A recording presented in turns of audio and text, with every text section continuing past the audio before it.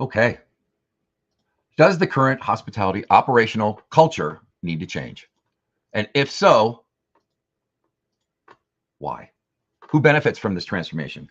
And exactly how is this evolution supposed to take place? And whose responsibility is it to start the process? It's no news to our audience here that the food and beverage industry has taken it on the chin ever since the pandemic shutdown and 6 million hospitality professionals lost their jobs. Everywhere you turned, there was another article about how terrible working conditions were in the industry. And gosh, why would anybody want to go back to that? Well, as it turns out, the Burnt Chef Project did a survey which told us that as of the folks who left the industry during that time, whether on their own terms or not, 70% said they plan to re-enter the food and beverage workforce within 18 months. For most of us in the craft, the news of toxic workplace cultures comes as no surprise.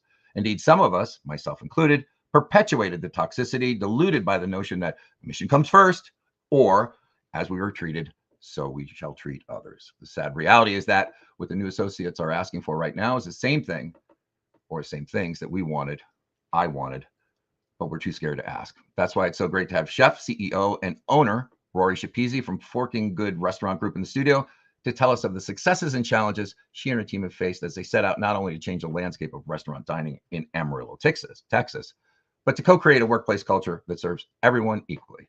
If you're looking for the roadmap to building a better workplace culture, you definitely want to stick around for this one. Welcome to another episode of Turning the Table. My name is Chef Adam Lamb of Chef Life Coaching, and I'm here with my co-host Jim Taylor of Benchmark 60, who unfortunately is out with the flu. So this is a day that he gets to take care of himself, self-care, self-nurture. His body's telling him he's got to slow down. So we're going to give him the day off. We're dedicated to bringing you solutions to the hospitality industry's most persistent challenges. As always, we will discuss real-world examples of what's working in the hospitality industry and give you 3 actionable ideas to help restaurant owners and managers improve employee retention rates. Remember to share this episode, follow us on your favorite podcast player, and please leave us a review. It really does help have others to find it. Links to the videos and others things discussed in the show can be found in the comments and the show notes. If you'd like to partner with us on Turning the Table and get in front of over 4,000 progressive hospitality professionals every week, DM me, Adam Lamb, and we're going to talk to Chef, CEO, and owner Rory Schepisi right after these messages. Welcome to Turning the Table, the most progressive weekly podcast for today's food and beverage industry, featuring staff-centric operating solutions for restaurants in the hashtag New Hospitality Culture. Join Jim Taylor of Benchmark 60 and Adam Lamb as they turn the tables on the prevailing operating assumptions of running a restaurant in favor of innovative solutions to our industry's most persistent challenges. Thanks for joining us. And now, on to the show. Chef. How are you? Well, no stranger to the media. Chef is the founder and CEO of Forking Good Hospitality Restaurant Group. Rory's opened up her 3rd restaurant, Drunken Oyster, in Amarillo, Texas, which has grown to be known as one of the best restaurants in Amarillo. She's also got a tapas bar. She's one of the handful of chefs to be honored with a grant from the James Beard Foundation in 2020, and she was just recently honored to be and selected with only 80 other female chef operators by the Texas Restaurant Association. Welcome, Chef. Thank you for having me, Adam. Oh, this is going to be such a great conversation. It is. I'm excited. So the whole thing started with this exchanging a couple DMs, and one of the things that you wanted to talk about was hospitality culture and how it's changed, and how like kind of old way thinking versus new way thinking. But before we get to that, I want to ask you, how are you, really? This is a temperature chart that was developed by chowco.org, who provide peer-to-peer hospitality support for professionals, and they do, I think, a Zoom call every night of the week for folks who are just looking for a place to be and land and really talk about what's going on for them. So they developed this temperature chart where you can kind of pick out where you're at. So I would say, Chef, how are you really right now? Medium rare, medium, well, rare. Like, I'm pretty well, if it comes to beef, I'm going to say rare to medium rare. When it comes to reality, probably medium rare to medium right now. That's beautiful. And what's also interesting is as they list the different emotions that are attached to these temperatures, you can see it's glad, for medium, it's glad, amused, patient, grumpy, present. So I guess you could be like on either end of the spectrum and still call yourself medium. I would say I'm between medium rare and rare. I'm awfully excited to have you on the show. A little sad that Jim can't be here with us because I know he'd always add some really great context for the conversation. But yeah, so I think it's just a really great question because typically in our industry, as you're walking past, like, how you doing? Yeah, shaking your head and just keep booking. And instead of stopping and saying, hey, like we recognize when someone's struggling, right? You can, the energy all over them, whether they're breathing really hard or whatever. And typically it would be that, we don't stop to ask them because, we've got enough on our plate and God, please don't open up that can of worms. But I don't think we can ignore the things that have been impacting the industry for a long time: addiction, mental health awareness, and that kind of stuff. And for us as chefs, managers, owners to actually stop and say, hey, how are you, really? And just be there for a couple minutes while they tell you, I think is really important because the new associates, they want to be seen, heard, valued. They want to be recognized as whole human beings instead of just a pair of hands in the kitchen or on the front of the house. And I know that that's not always where our mindset is, right? Our mindset is like, got to get the job done, right? Oh, for sure. For sure. And I just think that's something that, we, especially leaders in the hospitality industry, have to make that time and make that effort to start that transition of what the industry was to what the industry needs to become. Well, that is an interesting place to start. So how about that? Yeah, perfect. And from what I understand, you started in this industry sometime in the 1880s. Is that what you said when you went to culinary school? It was about 1800. I was at the Culinary Institute of America, back in those days. And, the culture that we were raised at the CIA was very much European style of culinary training. So being a woman, and I was young, I was only 17 years old when I started there. Oh, man. Yeah. So, I didn't have that much experience in the industry itself, except for my family's restaurant, bussing tables, just helping out in that aspect and knowing that I wanted to, go into the kitchen and create these amazing dishes and see people's faces as my food came out. But going to the school was a completely different thing. These European chefs, and this one of my chefs, a German chef, he hated that I was in his class. He hated it.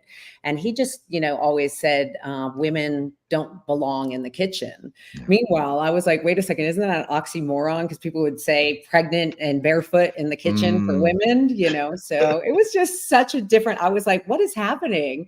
And, that stood with me for a long time. I was like, this guy thinks that I don't belong in here. And, that's crap. I don't feel that way. And I'm going to show him what's up. So that's interesting. So instead of like being a victim of his attitude and taking that on as the truth, and affecting your mental balance and emotional balance moving forward, you use that as fire, as fuel for your fire to probably, you've been on a ton of TV shows. You've done so much in such a short time. So like, how did you use that juice? So I think, it's crazy being a woman in this industry. There's so many people who can take it one way and be very affected by what other chefs say or what, other business people say. Or you can, as you said, let it fuel your fire and be like, all right, you know what? I'm going to prove you wrong because I know my ability. I know what I'm good at. I know what I can do. I know what I can accomplish. And, screw you guys because I'm going to make it happen, whether you like it or not. Watch, because it's going to be something to watch, and so many women in the industry, they feel like they're being victimized, but you're allowing that to happen. Just because someone's saying something to you doesn't mean you actually have to listen to it and let it, consume you.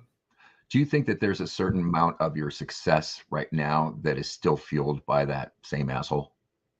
Oh, 100%. 100. I meet these assholes every day still. It's amazing that it even exists anymore, but it does. It absolutely does. And even, being in Amarillo, Texas, being a strong, vocal woman is not something that a lot of these men are used to. Or as your father would say, New Jersey truck driver. Yes. My dad loves my language. If he's watching, I know he fucking loves it. Yes. Well, it certainly grabs Sorry, people's Dad. attention. You know what I'm saying? Yeah. Such filthy words coming out of such a pretty face. Yes. I know that's just terribly patronizing, but it just. I know, and that's the restaurant. I'm sorry, Yeah. and that's what I always say when I am sitting down to interview somebody. I always ask them, one of my questions that I interview is, "What offends you?" Mm. You And know, why do you ask that? Why do you ask that? because unfortunately, the reputation of the hospitality industry, especially the kitchen reputation, is that we're a bunch of foul mouth, kind of low life. We're going to say what we feel. Dirty kitchen pirates. Dirty kitchen pirates. Yep.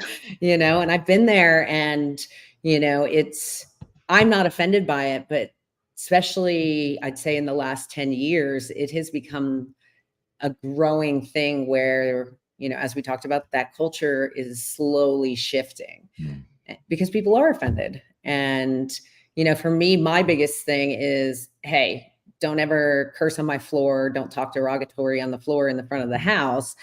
But the back of the house, it was kind of like a free for all, like you were just able to say what you wanted to say in the back of the house. And slowly, as we've been opening these restaurants, and our employees went from 30 employees up to 150 employees, and so many different types of people coming together, it's been changing. And especially now, we have younger kids working. It's hard to get people who want to work right now. So for like hostesses or bussers, or, they tend to be getting younger. I have 14, 15-year-olds working in my restaurant, and I have to protect them. Yes, you do. Absolutely. And I have to make sure that this derogatory talk in the kitchen that you and I might be very used to isn't happening in front of these younger children, because we are actually helping develop them right now. Yeah. I definitely want to get into the conversation about that paradigm shift that needs to occur if you're going to be successful going from a chef to owner. But I also just wanted to take a second, and this show is not about beating anybody up for who they are in the moment, or a perspective that they might have in the moment, because all that can change over time, and with a certain amount of guidance, coaching, and leading, modeling what that looks like, so they got something to see and actually, oh, that's the way it's supposed to be. But there have been institutional issues in our industry for a long time.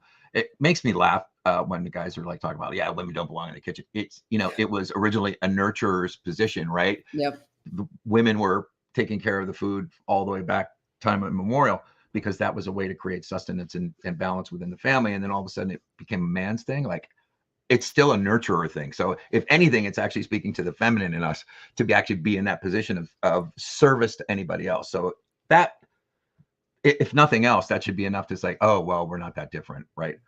I had the great pleasure of, well, it wasn't a pleasure at the time, not that I thought, but my very first chef that I worked under was a woman. And she made sure to visit every single slight and crap that she had ever had to eat coming up. And she made sure that I knew what that was like. And when I became my very first executive chef job, I was blessed with Lori Walker, who was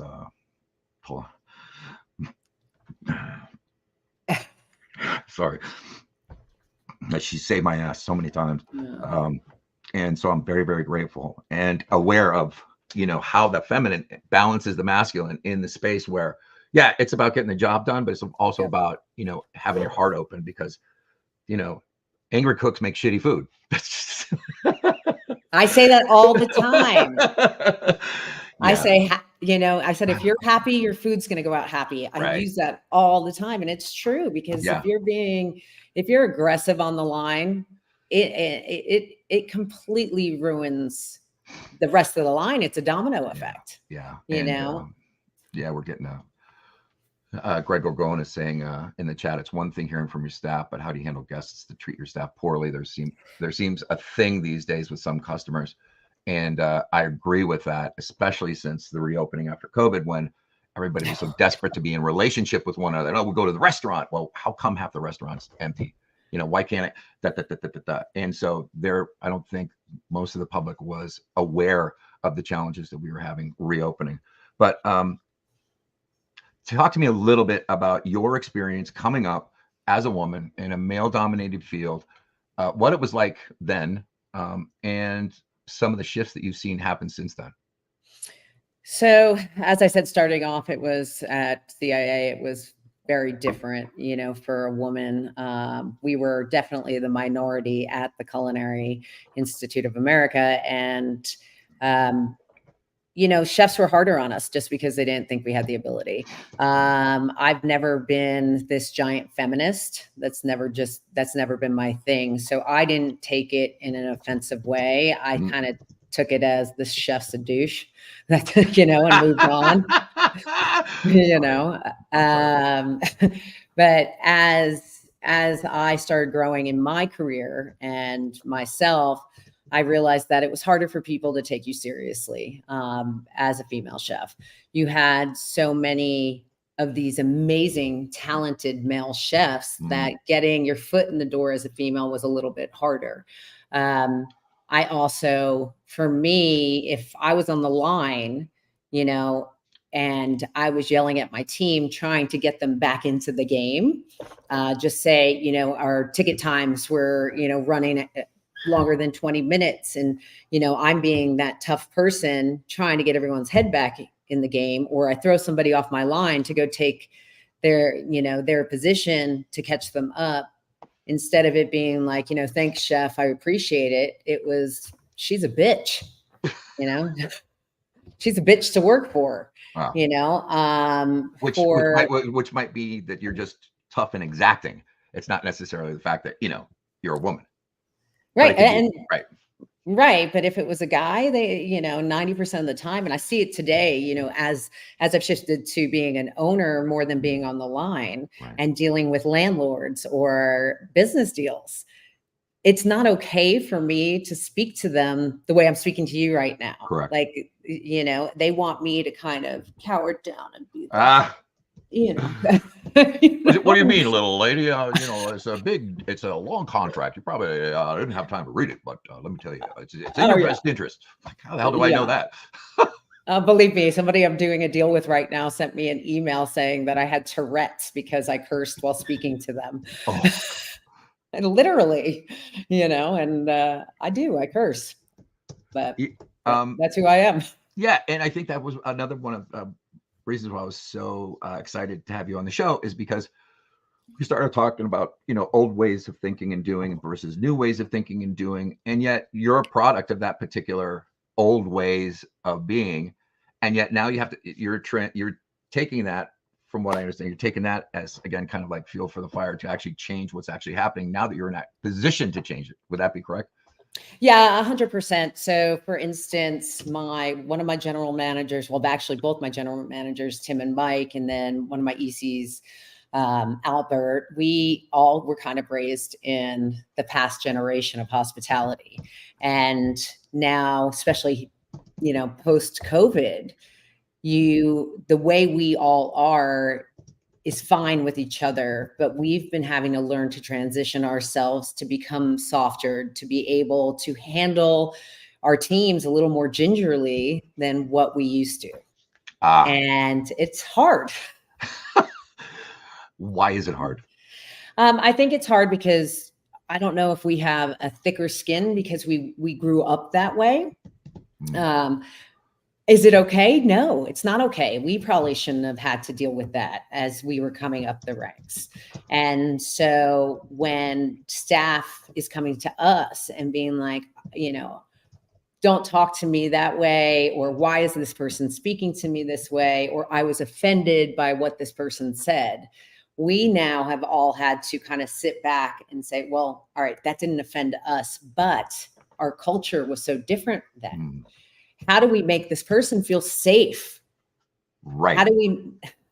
Right. And that's what it comes down to. How do we make them? Sorry. No. Which is crazy because, as I surmised at the top of the show, you know, I don't think anybody's asking for anything that we didn't want as we were coming in. Yep. For me, speaking only for myself, I looked around and like, yeah, there's no way I can ask for this, or they're just going to laugh me right out of the building. Yeah. Right. So I made the decision to shut up, push my stuff down, and work even harder so that I could get in a position to change things. But the fact that they're more vocal about it, the fact that they're like, I'm sorry, you can't talk to me that way. You know, you're taking away my, like, whatever that conversation is. Okay, so the pendulum swings from one side all the way to the other side. So it now becomes histrionic or, you know, demonstrative. And yet I know that it's going to kind of settle in the middle where there's this perfect blend of the operations needs versus the associate needs. And if we're not the ones that are actually showing that that's possible, then everybody just kind of goes like, yeah, I guess it's still the old way, right? I mean, didn't you want to be seen, heard, and valued? You didn't want to have anybody talking crap to you while you were coming up. Yeah, 100%. And I think a big thing that for all people in this industry, we have to look at everyone as a whole and say, is there one person there who is being cruder or taking the group down? Is there that one employee that might have all the talent in the world, but they just don't have the personality? I don't want to even say personality, the empathy to be able to control themselves, to not offend others. And is it somebody in your group that's constantly getting complaints about? And sometimes that's, you know, that's the person that you have to look at, whether it's yourself, one of your general managers, you know, or just, you know, one of the team players. You have to look at that and say, okay, is this person doing more damage than good, even if they have all the skills in the world? I couldn't agree more, you know, and gosh, it's just so much to talk about. There's so much, you know, and I think it's probably important to state right now, like, it's easy to forget how far we've come because there's still so much further to go. But I think it's important for us to like take a look around and take stock of the fact, like, yeah, I remember days when, you know, I just wanted to crawl in a hole. And it was all I could do to survive the shift. And the fact that there's less and less of that out there. And really the only people who are going to propagate or perpetuate that type of mentality is us, right? Because we're the ones who actually like, oh, no. I got beat up when I was coming up. And that's exactly what, you know, because it toughened me up, or I matured that way, or any kind of that bullshit story, when in fact, there's all kinds of ways to, again, model mature professionalism so that immature professionals can actually look at that and go, oh, well, if he can do it, then so can I. Or if she's doing it, that's who I want to become. Yes, I agree. And I mean, we need to set a new standard, and that's what it comes down to. How do we take an industry with so many people and turn it into a positive light? I know that sounds crazy. No. And that's what we have to figure out. And it's a puzzle with missing pieces. How do we create a culture within our own environment and spread it to the rest of the hospitality industry and make something that has been kind of a dark place for so long, you know, bright, light, happy, and fun, and a place that people want to come back to. You know, we lost so many people during the pandemic, but I feel that it was happening even before the pandemic, and the pandemic was just a scapegoat for the rest of them to be like, bye. Yep. You know? Yeah. I told like a great excuse to leave. Thanks very much. So another thing that I want to pivot to, and so you being a chef and restaurateur, I think you'd probably be the perfect person to, again, kind of respond to this comment about, you know, dealing with staff is one thing, but how do you also handle the guests who are perhaps not understanding? They have their own agenda, they're rude. Like, how do you actually do that? Because to Greg's point, seems like there's a lot of that going on. I don't know if that's true or not, because I always remember that there was those guests, right? That we're going to need a little bit of hand holding. And that's why I so loved when a server came back into the kitchen and said, listen, I've been talking to this guy. He's like, want to argue with me. And and then I walk out there in the starched white jacket and is there a problem, sir? Oh, no. No, right? not at all. Not to you. Not to you. There's a problem. Right. But now that server's tip's gone. You know. But I can't abide, like, if I'm going to instruct my associates to, not engage in name calling, be respectful to one another, and have a certain amount of propriety within our conversation, then I can't, allow a guest to dump on another teammate just because they're the one with the cash in their hand. I agree with you. I do believe also there's two sides to the story, because I have dealt with both sides. Just being that business owner, you will always have those employees that sometimes feel that they are owed by their guests, which I'll get into that in a second. But talking about Greg's question, we don't tolerate people mistreating our staff. Yes. And that is not okay.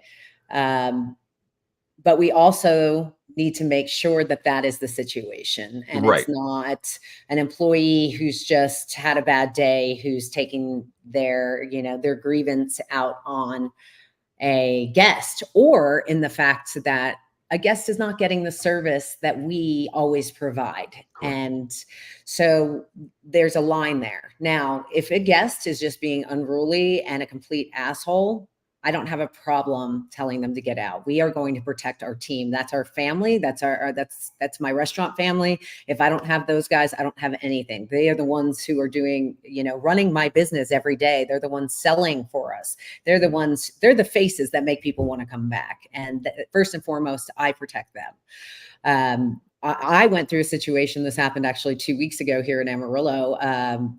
We went to dinner and everything was fine. We asked for our check. Well, everything was not fine. The service sucked, but it was terrible. Just call it. And being in the industry, I tip very well because I know what everyone goes through. Whether they're having a hard day, I tip very well. But I asked this one in particular server, I said, "Hey, we didn't get these 3 items. Would you mind taking them off the check?" And she was like, "I'm a little busy right now." And I was like, "Okay, well, we'll wait. When you have a second, because we didn't get these items, I'm not going to pay for them." And so she comes back over about 15 minutes later. She still has not removed them off the check. I said, "Hey, do me a favor." I said, "I need to get these off. We're running late. We need to go." And she was like, "I don't have time to do that right now." And I said to her, "You can either remove them off the check or I'm going to take it out off your tip." And that's not typical something I ever do, but this is, come on, as a server, don't do that. Make a long story short, I did. I mean, I still tipped her. I think it was like $25, but she would have gotten probably $60 in a tip, which is great money for the 45 minutes we were there. And we went to walk out and she chased us out and she was cursing at us, screaming at us. Wow. How dare we tip that way? And then said, "I know you're a restaurant owner. I'm going to bash the shit out of your restaurants to make sure no one goes there." So there's 2 sides. And for me, that's an employee that is going to hurt your business. Right. But then you have guests that will hurt your business too. So it's just, but first and foremost, what it comes down to is my team, is my family. I protect them. If I have an unruly one who shouldn't be there, then they shouldn't be on my team. Yeah, feeling a little sassy. And to Greg's point, I would also add that, dealing with these types of folks in these types of situations does not necessarily need to be, a drama, right? It can be done very professionally, very low key, and have that solve the situation without drawing a lot of attention to the situation, right? Because you also want to protect everyone else's experience, right?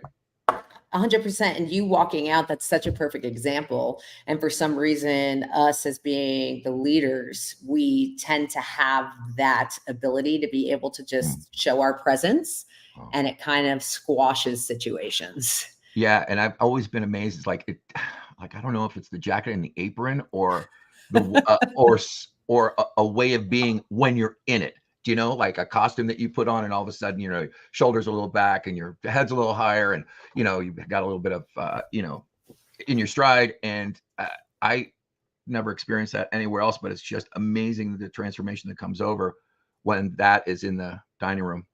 That's why I so love to like tear the walls down between the front of the house and back of the house, because the servers need to know that I'm there to support them too, right? Yep. This is not competition between the front house, back house. It's a whole house, and we're gonna all do it together, or we're not gonna do it at all. So I wanted to talk a little bit about this idea of a chef who is now a restaurant owner and a multiple unit owner, and the changes that you needed to take on. Because I take it in one or more of your restaurants, they won't allow you to cook, right? They won't allow you on the line.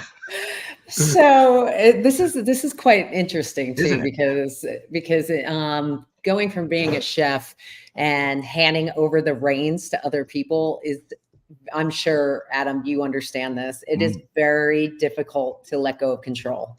I had a really dear friend of mine, Keith Newman, say to me, do you want to be a chef or do you want to make money? Yeah.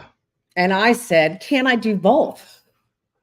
And he kind of looked at me and shook his head, was like, no, because if you're on the line, you're not being able to watch your numbers. You have so many places, that you need to be looking over. You can't be on that line. And that was kind of depressing to me. So when I opened Drunken Oyster, I had, who's basically my partner. He's the EC for our company. Albert, him and I, we would rock that line and we loved it. And it was time for us to start growing. And then I started building Savor during the pandemic, which was insane of me, but aren't we all insane in this industry? Yes, ma'am. And I hired a chef, Chef Tyler, and he came from Colorado. And he's worked other female chefs. So I was like, this is perfect. He's totally going to get my deal. And then I slowly realized that our conversations, were kind of getting harder when it came to me being like, hey, I want you to use this recipe. I want you to do it this way. And he was just like, whose kitchen is this? And I was like, initially, I was like, wow, this is my kitchen. Yeah, exactly. And then, it took me a minute to have to constrain myself to not be offended that this guy didn't want me in his kitchen. Right. And, as we spoke about it earlier, it was hard for me to just be like, okay, I'm throwing my hands up. I'm trusting in you. I will always oversee. That's who I am. I'm a chef by nature. Right. But it's hard. It's definitely hard to switch over. But now we're getting ready to open up our third place in Amarillo called Western Horseman.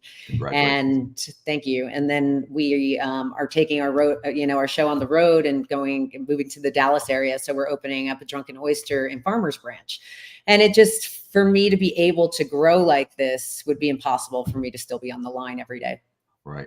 And, now you're dealing with geography, places being away from one another. I think from the guest perspective, there's probably a little bit of expectation that no matter which restaurant they're in, you're on the line, right? Because Rory, chef owner.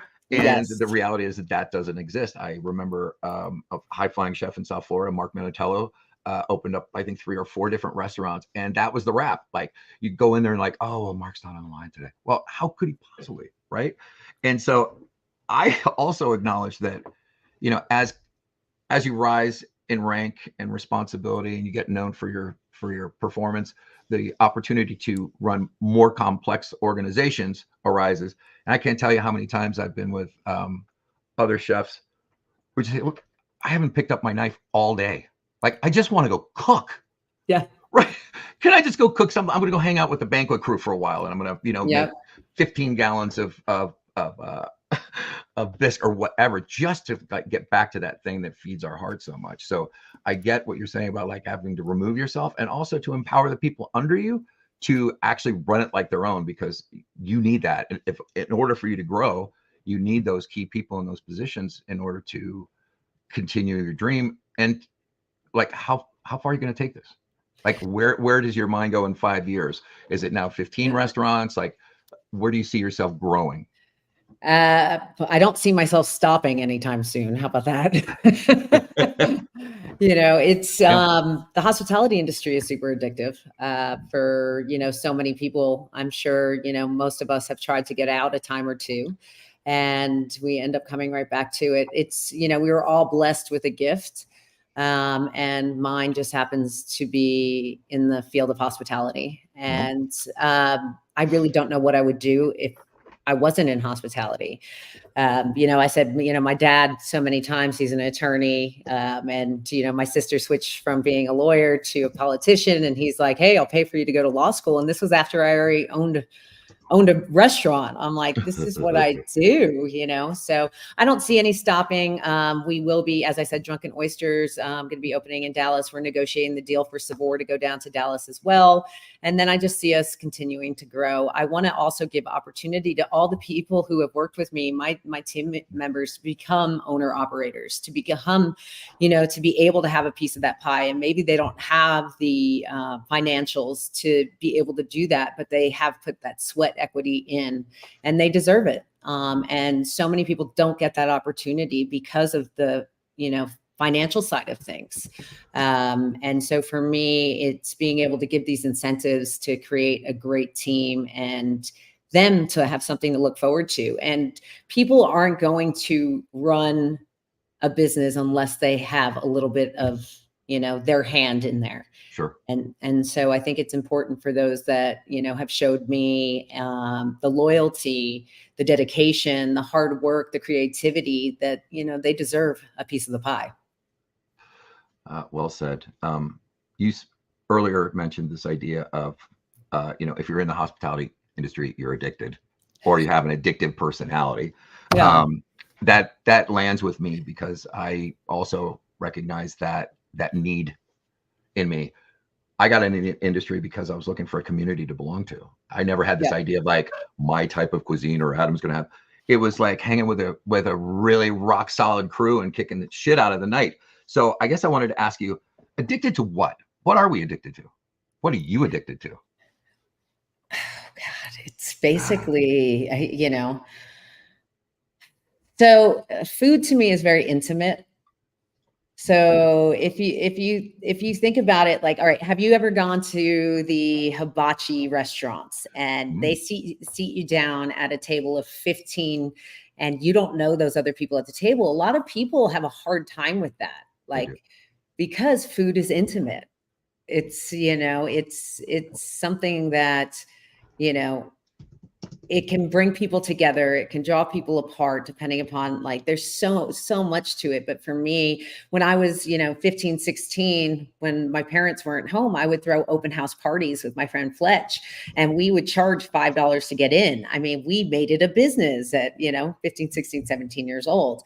And we would end up, and when the keg ran out, we'd call the cops on ourselves to get everybody out. So it wasn't our fault. But after it was over, like, we were just so, like, we would sit back and be like, everyone had such a blast. It was such a good time, and people would be talking about it for weeks. And I think the part of the enjoyment of watching people's smiles on their faces, or, when they're taking a bite of something or a sip of one of our cocktails, or just looking at the atmosphere at one of our establishments and seeing, like, the wow factor on them, that's something I'm addicted to. I'll never get enough of that. I just, I love that. And so creating new places that wows people is something I'm addicted to. The fact that we have a built-in family is the other thing I'm addicted to. I live 1,400 miles from my family. Right. So I have, my spouse Cody here and our daughter, but my restaurant family are the people who are with me 24/7, basically. And I'm addicted to that. It's kind of and that's selfish of me because it's a built-in family. Right. I think it's easy to forget in the grind or in the push that, if we pull ourselves all the way back and look at it kind of unemotionally or neutrally, we're taking something that was alive and had recently perished, and now we're going to turn it into something. We're going to put our hands on this thing that someone is going to put in their mouth and take through their body. Yeah. Right. I mean, like, that is crazy intimacy. And if we don't treat it with that kind of sacredness that it actually is, like, they're taking me, they're taking who I am with this dish, and they're going to put it in their bodies. And I get to either treat that with respect or not. I love that. And it's true. A big thing with my team members is I talk about the fact that we are being invited into some people's most personal moments, whether it's a birthday, a anniversary, a funeral, a divorce. We're there for some of the highest moments and some of the lowest moments. And, we should be honored to be considered, allowed to be part of that. And let's treat those situations with the most respect and, gratitude and hospitality that we can, and that's a big part also about training and teaching people to read their guests or read it, fellow employees. We need to, it's crazy. So I went to one of Danny Meyer's seminars in New York, and it was called Creating Raves, but they talk about charitable assumption. And charitable assumption is one of your employees comes in, they're having a bad day, there might be 15 minutes late, but instead of just getting on their ass like we would have done back in the day, Right. is making sure this person's okay first. Is something happening at home that's creating a situation for you to be running late? Is there something that you need to talk to somebody about? And I think that's something huge for our industry to try to add in everywhere that we can. I couldn't agree more. And there's a couple programs currently out there. I Got Your Back is one that comes to mind right now, where it's incumbent upon us that we actually take the time to ask those questions. And typically in a coaching and counseling session, that's the first question. Listen, is everything okay at home? Because you seem to be a little off. And no, everything's fine, Jeff. Oh, really? Because you do know what our standard is for this particular policy, right? I mean, you signed the paper, right? Yeah. So if everything's cool at home and you're still not, your performance is still lower than what the bar is, then you need to tell me what's going on, right? And I guess, Jeff, and, they almost like put their own head in the noose. It's like but they start owning their way of being instead of it making being a victim of the situation. Jeff, I have enjoyed this greatly. And I know our listeners are just getting off on this big time. And I want to be respectful of your time. So I just have one more question for you. And I would ask, in this particular point of your career, what's the one thing that you worry about most?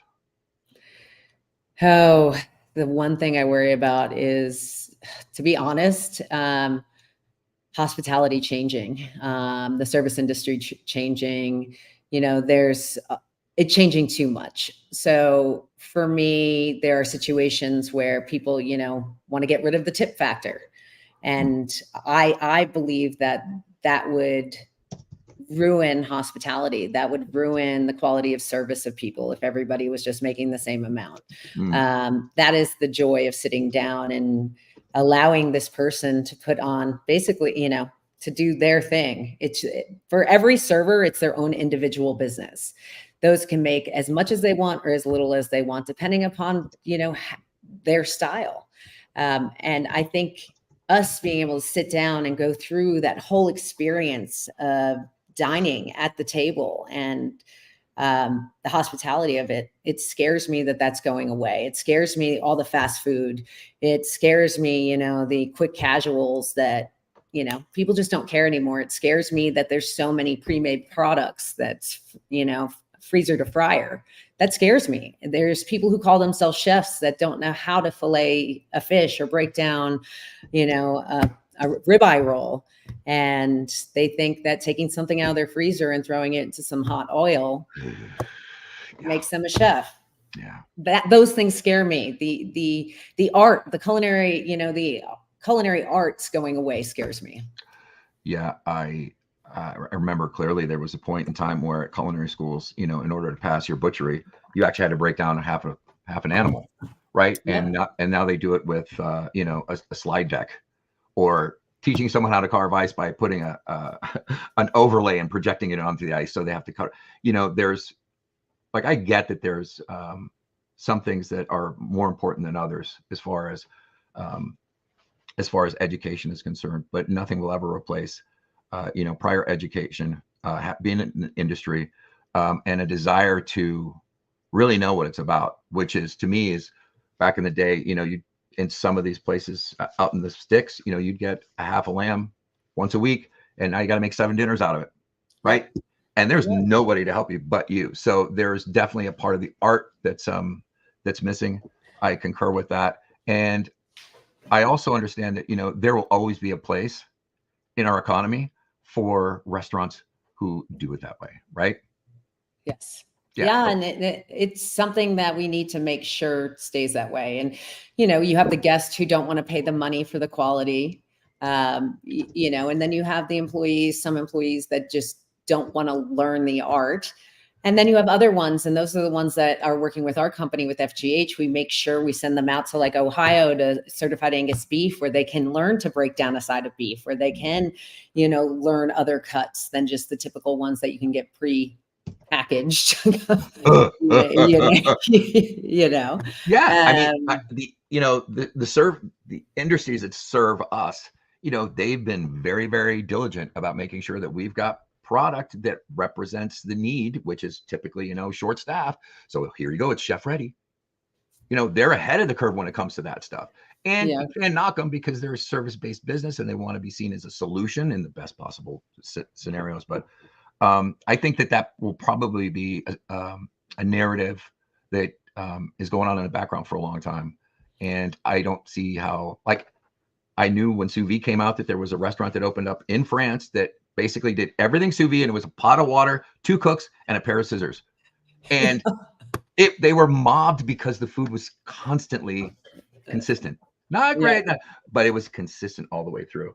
And so I think, there's a place in the market for that. There's a place in the market for what you do. There's a place in the market for what I do. And for that, I'm incredibly grateful, because it seems to be that that the generosity of the public will continue to show itself in those ways. By the way, we just got a couple of shout outs in the chat. Stephen Harris said, thank you very much. Great show, Rory. Best to you. And so, thanks, Steve. Everybody's digging it. And I want to say to you, Chef Rory Schepisi, thank you so much. I wish you continued success. And if it's okay with you, I'd love to invite you back on, 6 months to a year to see how things are progressing. And, what did you have to run over in the road? What became roadkill, your ideas or your ambitions or. Absolutely. I'll probably be bald, completely gray, being like, I'm on my 6th restaurant. Yeah, aren't I doing good? So just one last question. What do you do for your own self-care? I mean, you're busy as hell. You got a partnership, you've got a child, you've got dogs barking in the background. I mean, what are you doing to take care of yourself? So I work to travel. I work to go find adventures. So when I'm able to, I will take off and go someplace like to the Caribbean, to Europe, that's what I live for. I live for finding new adventures, and on top, I mean, it all revolves around culinary and hospitality. So no matter where I go, I'm looking for new flavors. I'm looking for new styles of service. I can't get out of it. It's addictive. See, that's not a vacation. That's what do they call it? That's a sabbatical. That's not a vacation. Sabbaticals don't count. Yeah, that's true. Well, thank you very much, Chef. This has been really great. I so appreciate your time. And to all our friends and listeners, Turning the Table, we'll see you next week. Thank you. Thanks, Adam. You bet.